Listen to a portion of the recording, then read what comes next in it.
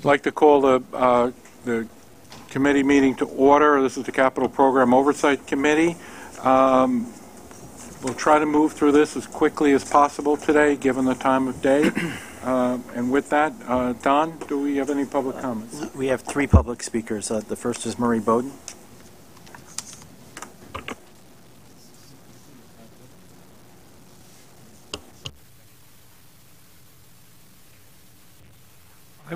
I'm here to make the board aware of the fact that there needs to be a review of positive train control. Speaking at other meetings, I've identified areas that due diligence has not been done, and has not been a review on its merits and whether or not it's still relevant today. I encourage the board to look and to do a analysis of whether or not positive train control does what it's supposed to do, or whether some autonomous system, as used in many other areas, would be more appropriate today. Thank you. Thank you, Mr. Bowden. Next speaker is Kevin Zhang, followed by Omar Barra. Hello, good afternoon to Joe Loader and Ronnie Hakem. My name is Kevin Zhang. I would like to request that the MTA R179 subway 10 cars for the C train, R211 subway car more open gangway cars increase for the A, C, D, E, F, G, and Q, R, and W train, and 6th Avenue and 3rd Avenue renovation station on the L train showing the 14th Street tunnel shutdown, because R211 subway car needs to increase for the base order, including 40 R211T with open gangway cars. Option 1, 740, and option 2, 520. New York City Transit open gangway cars. For the base order, option 1 and 2, A, C, D, E, F, G, and Q, R, and W trains needs to increase 1,300 open gangway cars, because crazy black lady named Sarah Poe, and he threw her bow, fly around everywhere, and crickets on the floor, and Sarah Poe has the crickets inside bowl. On the D train are 68 subway cars since August 24, 2006. C train needs to get the full length from 8 to 10 cars for the R179 and R211, since some C train already got the full length for R36, 8 cars on December 16, 2017. G train needs to get the full length from 4 to 10 cars for the R211, since the G train will be getting the full length for 4 to 8 cars for the R68 during the L train shutdown for the 14th Street tunnel, and after 14th Street tunnel complete, G train will be permanently full length cars. Okay, please conclude your remarks, sir. Too long every day, 7 days a week. W train will be extended to Bay Parkway on the West Inline D train station because the Brown M train is discontinued. 6th Avenue and 3rd Avenue station on the L train needs to be renovation and install elevators and platform screen doors in both directions during the 14th Street tunnel shutdown. Thank you, and I will see you in February. Thank you. Mr. Vera?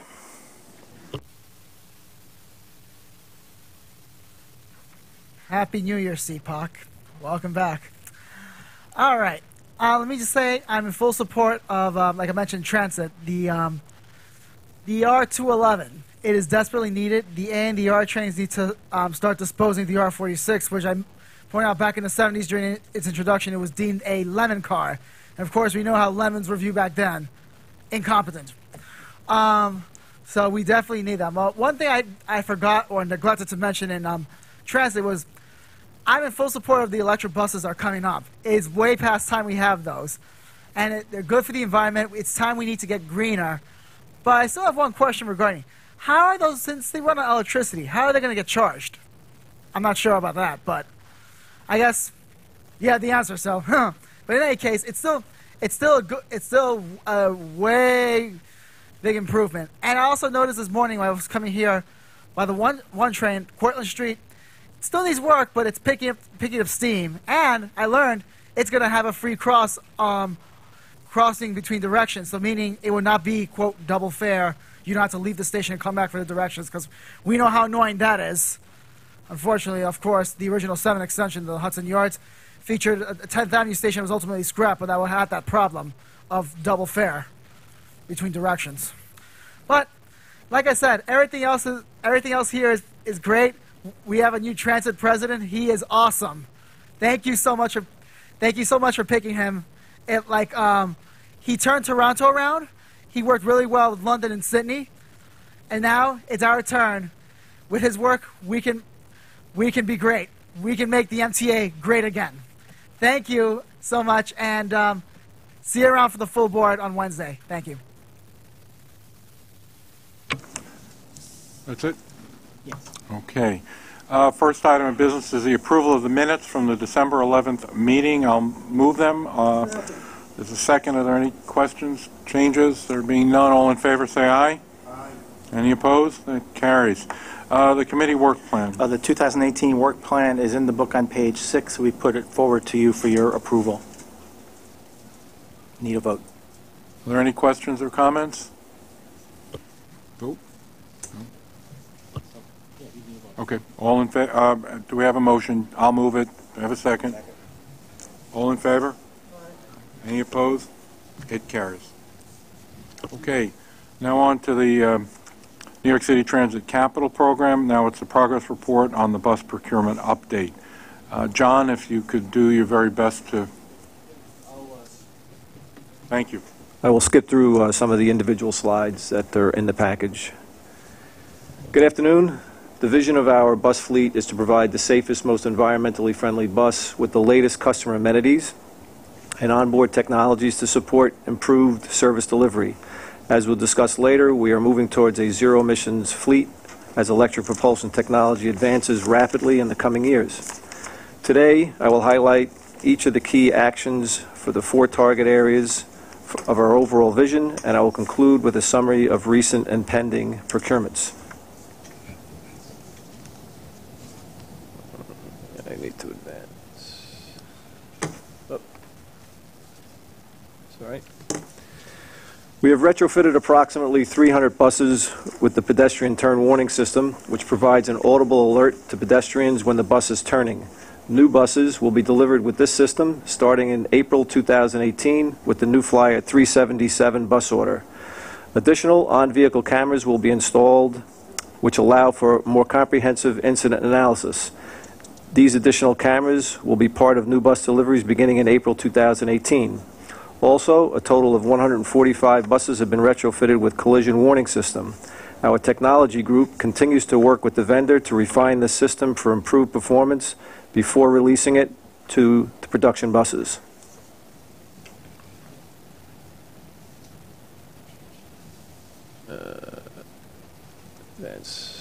Sorry. After the MTA 2016 Safety Symposium to further improve driver visibility, we were able to work with the vendors to reduce A-pillar obscuration on new buses by approximately 50%.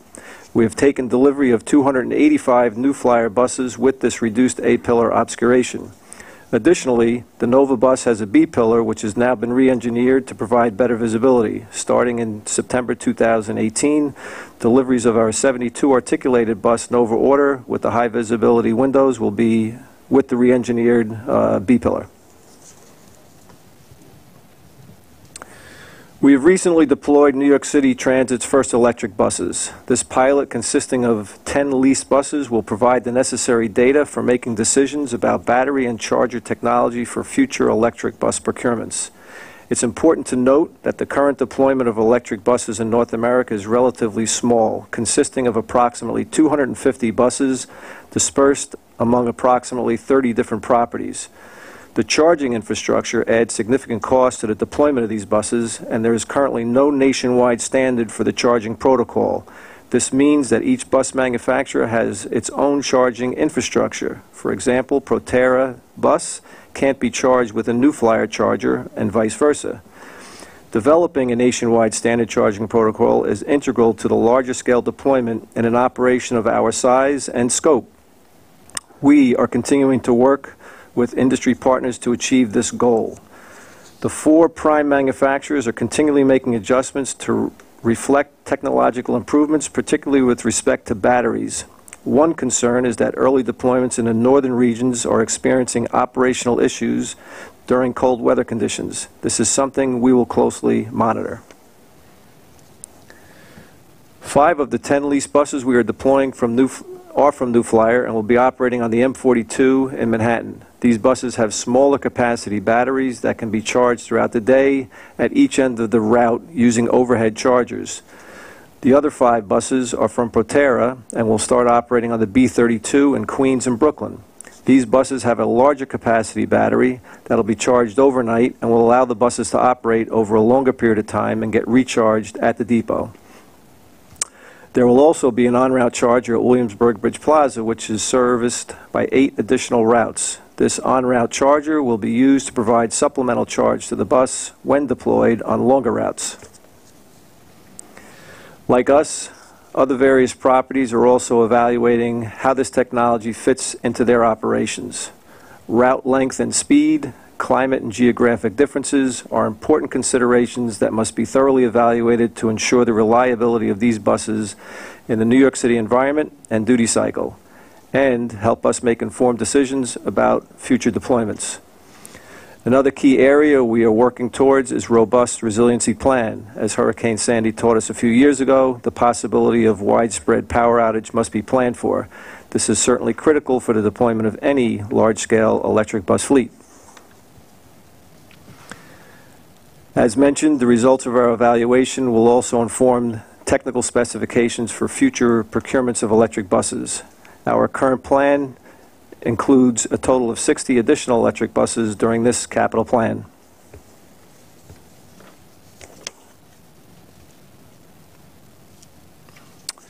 We are continuing to invest in alternative fuel technologies such as compressed natural gas and diesel-electric hybrid. The current 2015-2019 capital program includes 593 alternative fuel buses, including the agency's first ever 60-foot CNG articulated buses, a test fleet of the latest generation hybrid buses, as well as 60-foot all-electric buses.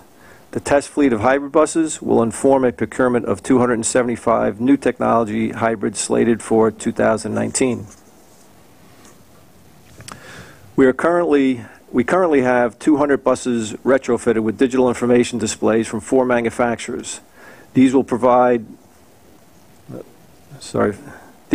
customers with a new level of next stop information, as well as service alerts, advertising, and other digital content. Based on this pilot, specifications were developed to incorporate digital information displays on the new bus procurements. These screens will be on new buses starting with New Flyer production buses in April 2018. Since 2016, all buses delivered with our new paint scheme have been equipped with Wi-Fi and USB charging ports, and all express buses have been retrofitted with this equipment. To date, there are approximately 1,400 retrofitted and new buses operating with Wi-Fi and USB. In conjunction with New York City DOT, we are increasing the deployment of Traffic Signal Priority, TSP, which is proven to increase bus speeds, thereby reducing passenger travel time. TSP is currently active on 11 routes. The most recent of these routes include the Q25 and Q43 in Queens, as well as the S62 and S92 in Staten Island, which were deployed in December 2017. We continue to work with New York City DOT to expand the system and stand ready to support future deployments. Automatic passenger counters are currently deployed on 33 buses. Work will start on additional retrofits in the first quarter of this year. New buses will be equipped with APC, starting with the delivery of New Flyer buses in April 2018. This technology will provide real-time data, allowing for better management of service and schedules.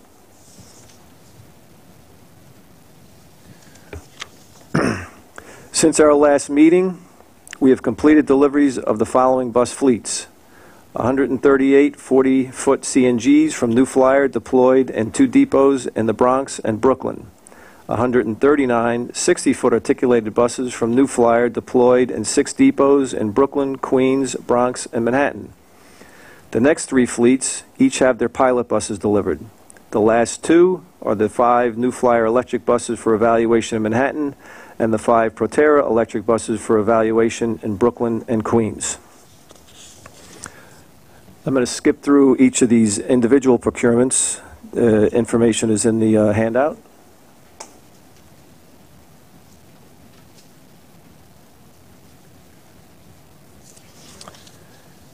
This chart outlines the remaining procurements for the 2015 to 2019 capital program. The 53 articulated bus order is already in solicitation stage. The following 3 orders will have the solicitation released in Q1 and Q2 of 2018, and the remaining are in development and aligned with the capital program schedule. This concludes my report. Thank you. Sorry. Thank you. A couple of questions on these electric buses. Do the charging stations, either for the smaller batteries or the enlarged batteries, emit any kind of sound? No. During the charging Totally phase, silent? no. Okay, and the actual buses themselves, I haven't had a chance to ride the M42 yet. Does it make the same sound as a regular bus? No, it's actually very quiet. There's no propulsion noise at all. You just hear tires rolling. So that might be an issue for vision impaired folks to know when the bus is close, huh? Well, we have the pedestrian turn warning system. When it comes to the curb and open, I guess will there be something to alert someone that it's there? I mean, Yeah, when they're kneeling the bus, there's an actual beeping alarm that sounds. Yep. thanks. Any further questions? Being none, we now have the independent engineers review. Okay. Richard? Good afternoon. My name is Rich Trabucco. I monitor the rolling stock projects for the IEC. And we'll jump right into the first slide on schedule review. 3 contracts were awarded in 2016 for a total of 369 buses. Deliveries have been completed for 139 and 238 bus orders. Deliveries will be completed in June for the 92 bus order. The projects are on schedule with no significant issues. Schedule review continued. The next page is contracts have been awarded since the January 2017 IEC report. 3 contracts were awarded in 2017 for a total of 738 buses. Production deliveries are scheduled to begin in the second quarter of 2018. The projects are on schedule with no significant issues. And for budget review, the deliveries completed in 2017, and for current procurements, the projects are within budget with no significant issues. And finally, under observations, the IEC notes that the bus procurement program appears to be well managed. The IEC commends NYCT on implementing new safety and technology initiatives, improve passenger safety, reduce emissions, introduce new hybrid generation and electric buses, and implement new technologies. And that concludes the report on the bus program. Thank you. Any questions for the independent engineer? There being none, off to the next, the progress report on the subway car program update. John? Good afternoon. For the ease of saving time, I'll cut to the chase as so directed, Joseph. Thank you. So this report will cover 2 ongoing subway car projects, the R211 procurement of up to 1,612 cars for the B Division and Staten Island Railway, and for the R179 contract for 300 B Division cars. The chart that's in the book gives you a rough breakdown of the subway car fleet. The point I want to make here is that the average age of our fleet is currently 22.5 years, and our subway car procurement purchases are undertaken to allow retirement of cars after approximately 40 years of service.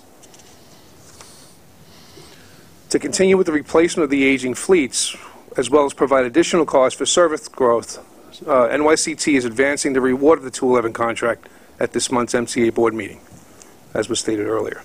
This is a highly anticipated project that includes many new features to increase capacity and improve the customer experience, as well as to reflect the agency's goals for safety, reliability, and sustainability. The R211 purchase will replace the aged R46 and Staten Island R44 fleets, introduce the open gangway configuration to New York City Transit, and provide additional cars for anticipated service growth. A staff summary outlining the proposed award is included in this month's board package. Since our last report to CPOC in January 2017, the MTA Board amended the 2015 to 2019 capital program. Included in the amendment was an adjustment to the R211 project funding. As originally approved, the 2015 to 19 capital program was to fund a total of 1,025 R211 cars. The capital program amendment approved in May 2017 includes funding for a base order of 535 R211 cars.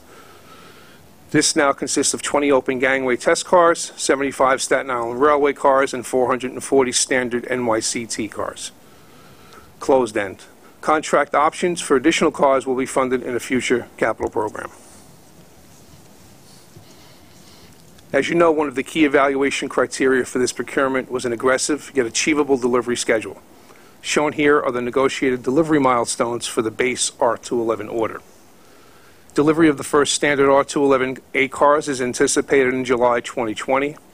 Delivery of the R211T open gangway cars is anticipated in May 2021. Delivery of the first Staten Island Railway R211S cars is anticipated in December 2021. The R211 contractual schedule calls for an overall completion of deliveries for the 535 car base order in August 2023. The R211 contract also includes two contract options. Under the options, the rate of car delivery will be accelerated from 30 cars per month in the base order to 40 cars per month. Option 1 includes 640 cars, which are anticipated to arrive between 2023 and 2024. NYCT forecasts exercising the option by the first quarter of 2022 in an open gangway configuration, pending successful validation of the open gangway design as part of the base order. Option 2 includes a quantity of up to 437 additional cars for fleet growth based on future ridership and service projections. As mentioned earlier, mock-ups of the R211 cars were open for public review and comment from November 30th through December 6th, 2017 at the 34th Street Hudson Yard Station. The mock-ups consisted of two 30-foot half cars showing interior and exterior features, as well as the open gangway. Customers were invited to offer feedback on the cars through a survey, on Twitter, on Facebook, and via the MTA website. Nearly 1,000 total responses have been received to date. Results of this feedback are currently being compiled to help inform the car design. Thus far, responses have been overwhelmingly positive, with 98% of survey respondents rating the overall design as either excellent or satisfactory. Among the most highly regarded features in the R211 mock-ups were the wider door openings and niches, enhanced strip maps, customer information signs, digital advertisement signs, as well as door indication lights as shown here. These images show a close-up of the open gangway and the flip-up seats and ADA area. Note that the R211s will also be CBTC equipped, have onboard CCTV and digital video recorders, and in addition, these cars will have wireless monitoring and car system diagnostic capability download, a predictive maintenance approach. I do want to spend a little time on the 179. The R179 contract is for 300 new 60-foot cars for the B Division. These cars will support service growth on various B Division lines. In last year's update to CPOC, we reported a 26-month delay in the start of production deliveries. At that time, Bombardier proposed to begin production deliveries in September 2017. Since then, testing has been ongoing and production car deliveries are commencing this month. Of the initial 34 cars, 2 trains are now in service on the J line. However, in addition to the initial 10-car test train, NYCT has received 24 additional cars for a total of 34 cars, or 8 operating units. The additional cars are facilitating concurrent testing procedures to mitigate the overall production testing delay. Tests are being done concurrently on different trains using EMI testing, braking acceleration, and 30-day in-service tests. I will discuss these in a little more detail on the next slide. The overall delivery completion of the 300 cars has shifted from July 2018, as reported in last year's CPOC briefing, to January 2019. The total delay to completion of production deliveries is 24 months. Given this delay, a settlement has been reached between New York City Transit and Bombardier with respect to liquidated damages. As a result of the settlement, an additional 16 cars will be provided as part of this contract, increasing the quantity of 10-car trains from 4 to 12, resulting in the ability to provide additional passenger capacity with more 10-car trains. Continual meetings are taking place between NYCT and Bombardier to review production schedules and delivery status, in addition to monitoring primary manufacturing sites on a full-time basis. We remain cautiously optimistic that this delivery schedule can be achieved. The overall budget for the project remains at $740.6 million, which includes contingency.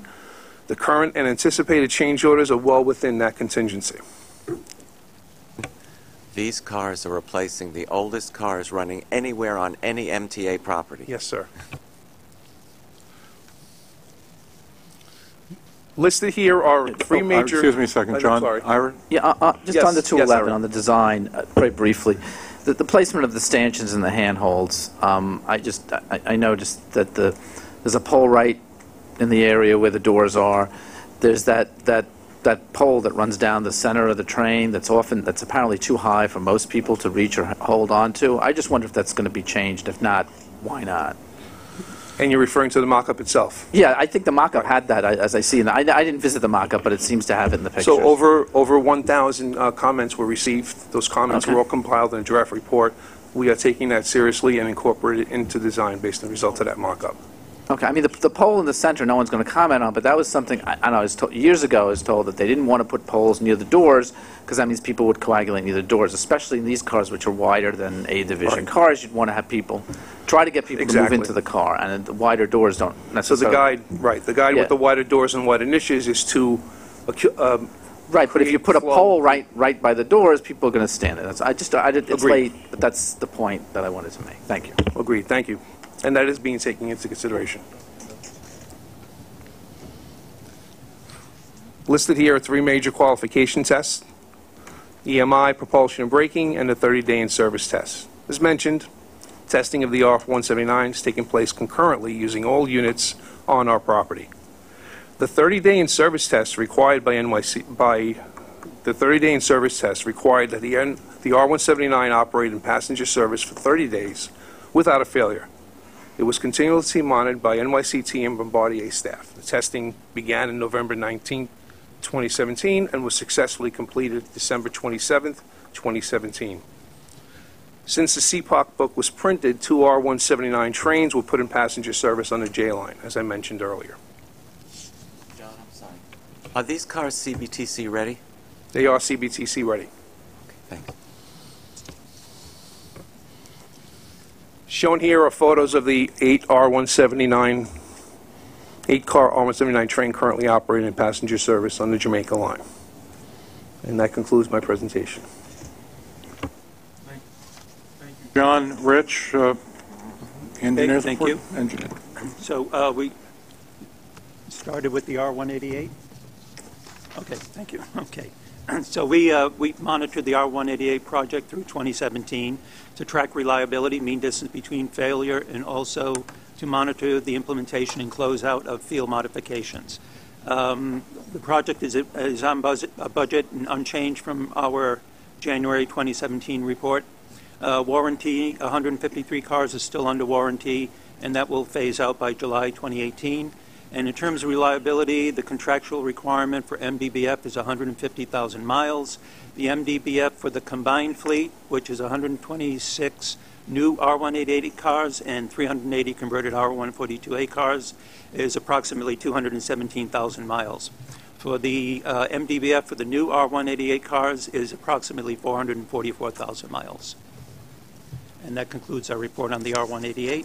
And for the R179, starting with schedule, the IEC concurs with IEC's forecasted schedule for a delay in production delivery completion.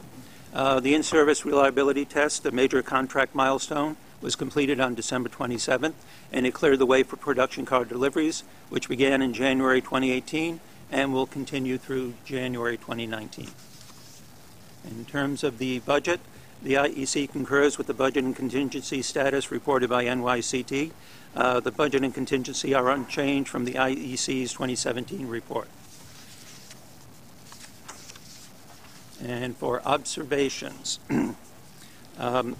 The car builder has achieved a production rate of 1 car every 2 days from an initial rate of 1 car every 4 days, and is attempting to ramp up to a production rate of 1 car per day in February 2018. The car builder will need to achieve the 1 car a day rate in February to hold the January 2019 delivery completion date. This concludes our remarks on the R179 project. And then a couple of observations on 211. The schedule for the R211 three-phase procurement program, as described by NYCT, is aggressive by industry standards but achievable. Additional NYCT engineering, inspection, and testing resources may be required for the multi-phase procurement, as design reviews, testing, and production will overlap. This concludes our report on the R211.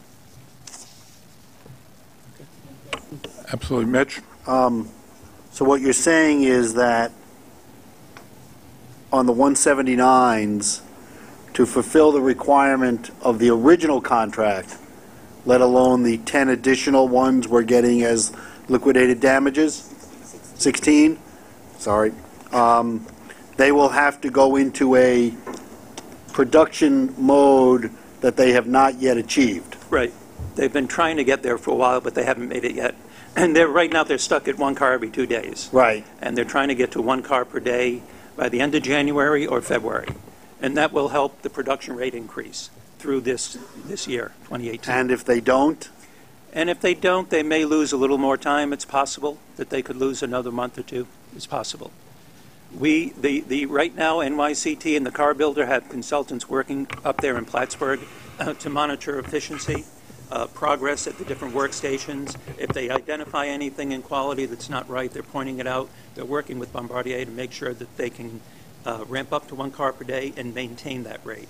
Well, I think it's 2 issues. Number 1 is how long it takes, and number 2 is how good is the product for how long it takes.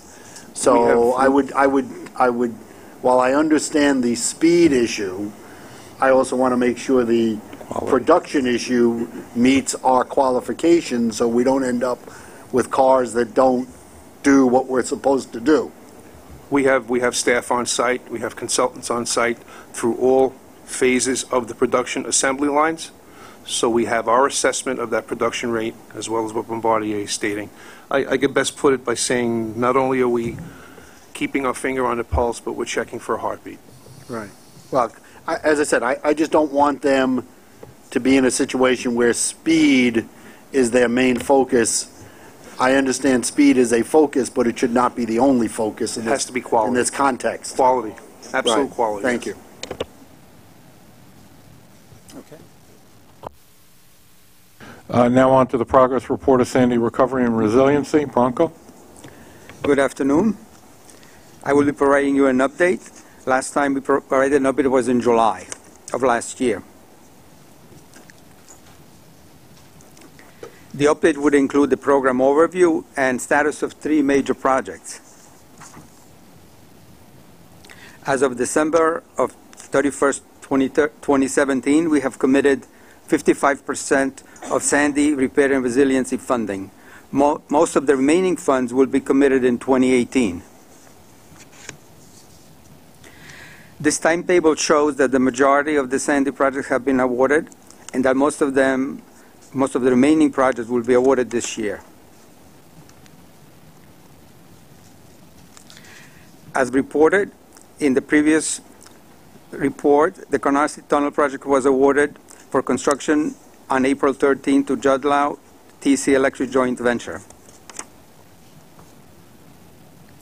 The project is on schedule and within budget.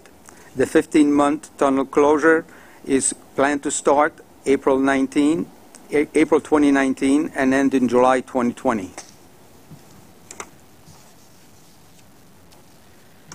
The contractor and the project team are working aggressively managing construction activities to keep the project on schedule and minimize impact on the surrounding community.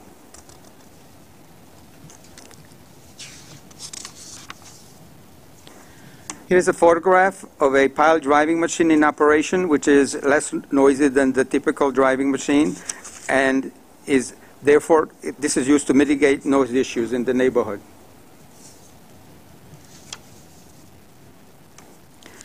Construction barricades are kept neat and clean. Listed here are project milestones. All are on schedule with no pending issues. The mock-up was actually done successfully. Listed here are additional project milestones.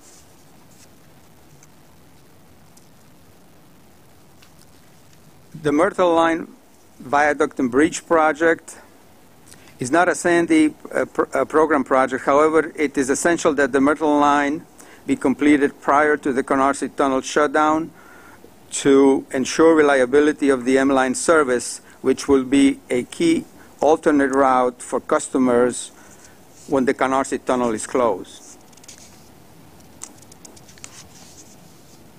The project is on schedule and within budget. Phase 1 was completed on schedule on August 31st, 2017, and Phase 2 has started the next day. Demolition of the viaduct was completed, and footings for the new structure are in place.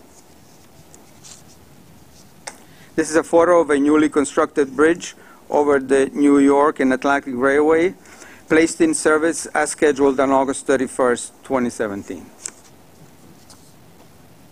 Here is a photo of the right-of-way where the old structure was. The new pile caps are in place waiting for the structure to be installed. Listed are remaining major activities for the project. All are on schedule. The Clark Street Tunnel project was awarded to TC Election in September 2016. It includes replacement of cabling, equipment, and track components damaged by Sandy flooding. This project is also on schedule and within budget.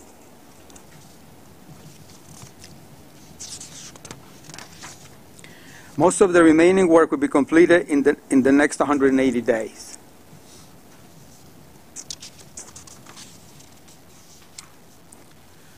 All project critical activities are on schedule.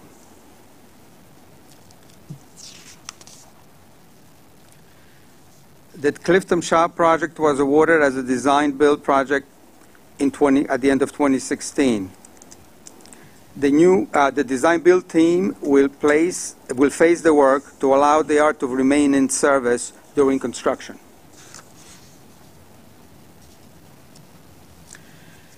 The project remains on schedule, although completion of some of the design packages missed their deadline of December 2017.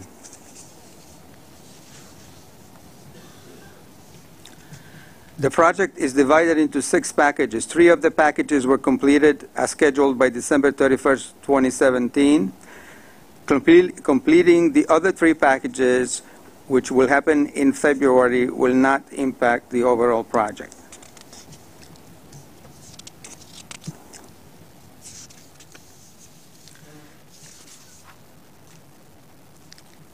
The site work and material relocations were completed in November 2017. The remaining activities are on schedule. That concludes my presentation. Thank you. Rehab. Cesar? Good afternoon. My name is Cesar Silva, and I will be presenting the IC project review of the Canarsie Tunnel rehabilitation. Project review. Since the last report to the committee, the project budget has not changed and remains at $914 million. The IC concurs that the project is currently on budget. The risk to exceeding the current budget is low. Schedule review. Since the last report to the committee, the contractor has continued to adhere to the construction schedule that indicates April 2019 tunnel shutdown. The project has a number of milestones that the contractor is on schedule to meet. Of these milestones, dust collection mock-up approval is on target for January. Weekly shop drawing meetings with the contractor and reviewers ensure shop drawings are processed in a timely manner. IC observations. The IC is tracking 2 substation construction projects at Maspeth Avenue and Harrison Place.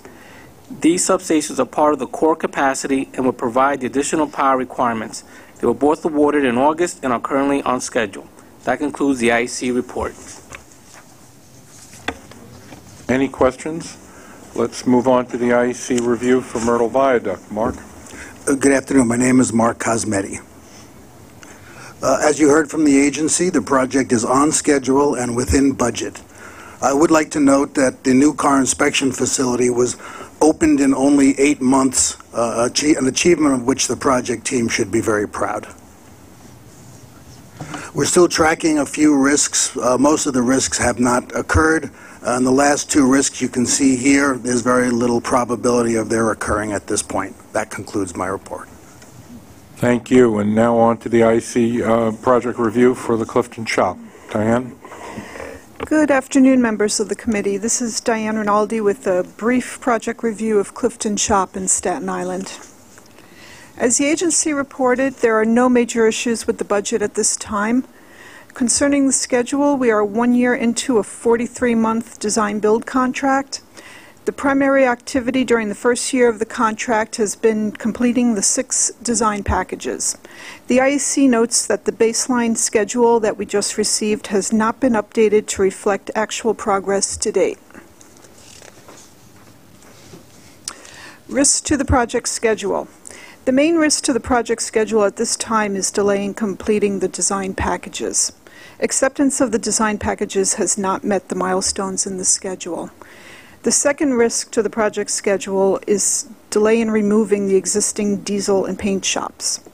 The impact of these delays to the construction schedule will not be known until the schedule is updated to reflect progress to date. And that concludes my report on Clifton Shop. Thank you. Are there any questions for the IEC? There being none, now on to the capital program status report. Ronnie Hakem. Thank you. The commitments and completion highlights for 2017 begin on page 89 of the agenda materials. In terms of commitments, in 2017, the agencies achieved their $7.3 billion goal of commitments, 100% of that goal. For completions in 2017, the agencies achieved 3.9, almost $4 billion of the $5 billion completions, or 79% of that goal. The variances are highlighted in the materials, and I will simply note that the MTA also tracks remaining 14, 15, and 16 major commitments and completions in a quarterly report that is also included in the materials. And that concludes my report. Thank you, Ronnie. Any questions for Ronnie Hakem? I just have one question, and maybe for somebody else, but once we complete the Clark Street tube, and I know the Rutgers tube is yet to be done, are there any other under-river tubes that have yet to be done? Joralemon or? Canarsie. Well, of course Canarsie, but one that we haven't spoken about. That's it. So 63rd Street Tunnel was not injured in any way? Okay, thank you. Any further questions? It's the end of our agenda. I'd be more than happy to entertain a motion to adjourn. Second? Thank you.